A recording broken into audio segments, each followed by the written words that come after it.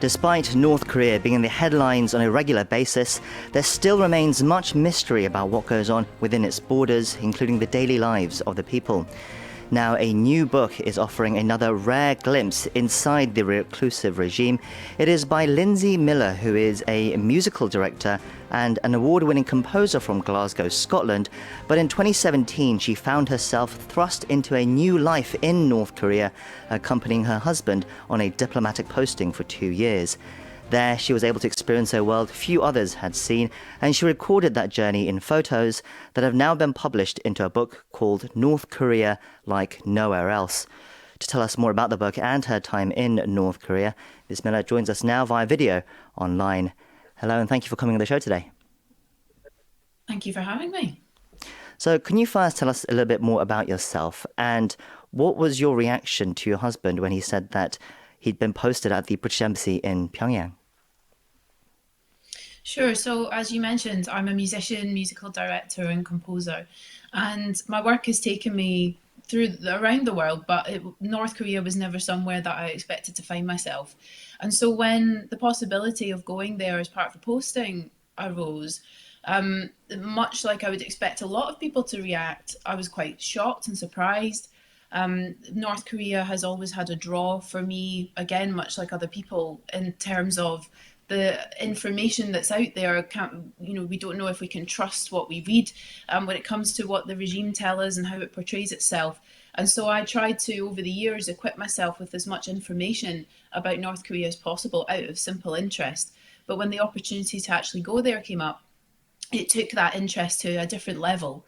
And that's really where my questions, which I address in the book, were born from. Did you have any fear or trepidation when you heard that you'd be going? I did, and I'm very willing to admit that I was extremely ignorant in my assumptions about what North Korea would be like, what the people would be like there, because it was very much based on what I consumed within global media and news headlines, and that was mostly through the focus of the super regimented society of the Arirang Mass Games, self-criticism sessions, parades, missiles, the leaders. So all of my assumptions about what I thought it would be and my fears were based on that information and based on assumptions.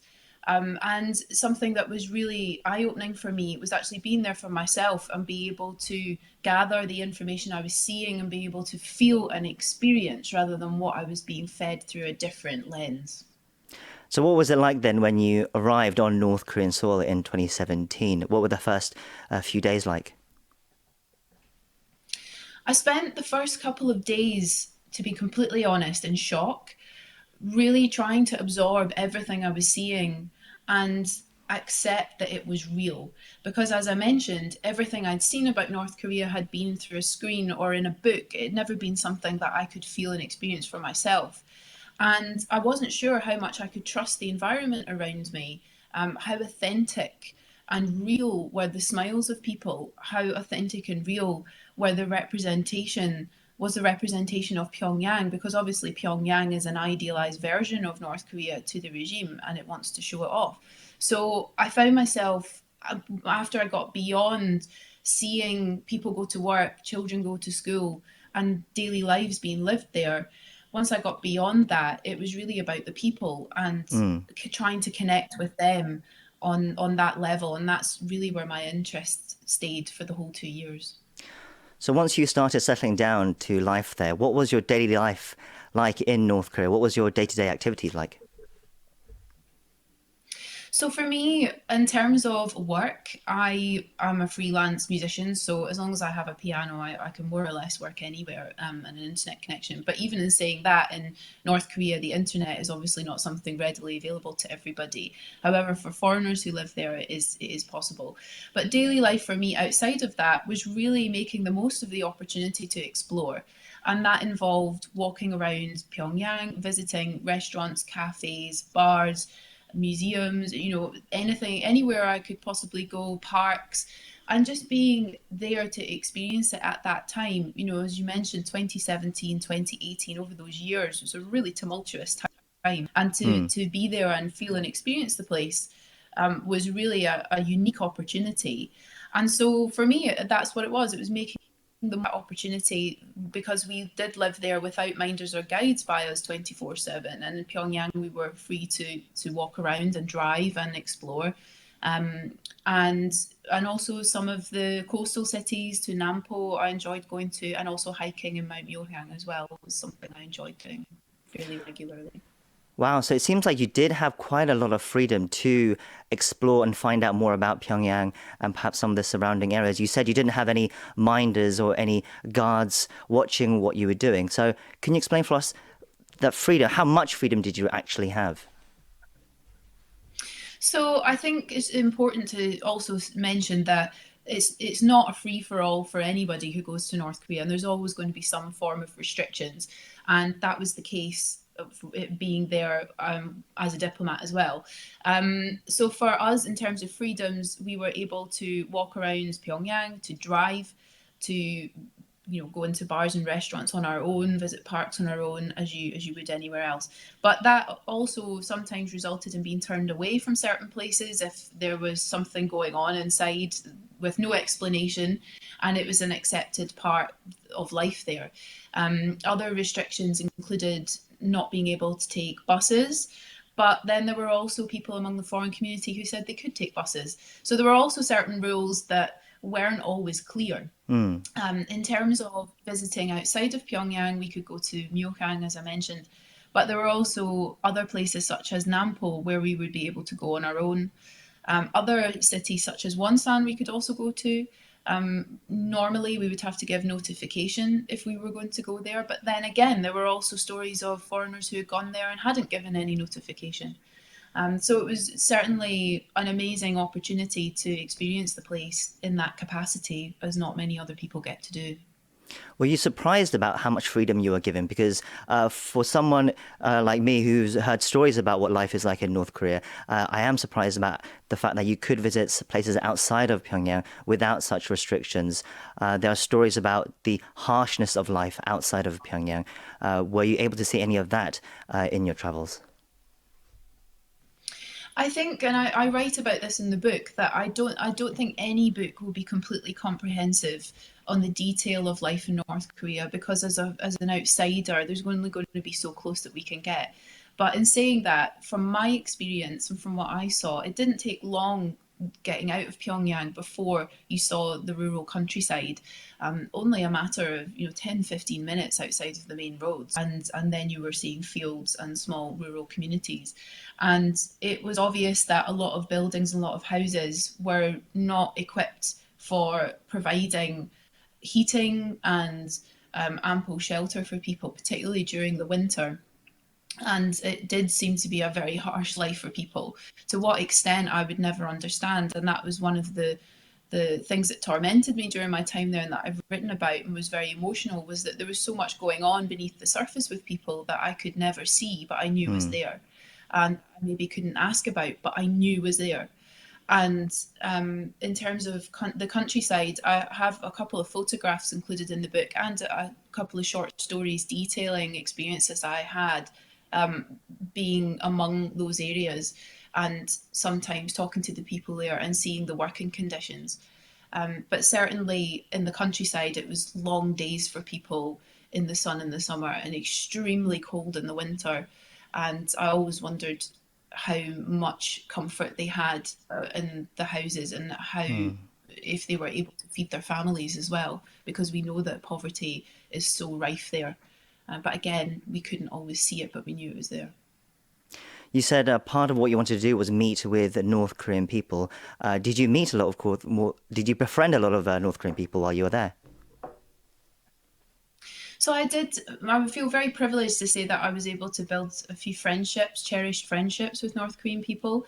And I think one of the big things that I really wanted to convey in this book is the human side of life there. And I think it's very easy to be focused on the missiles and the leader, and that is important to acknowledge that, because it's obviously a big factor with that country. However, behind every political power play, there's a human story, and there are people just trying to live their lives, people Mm. struggling and care about their families.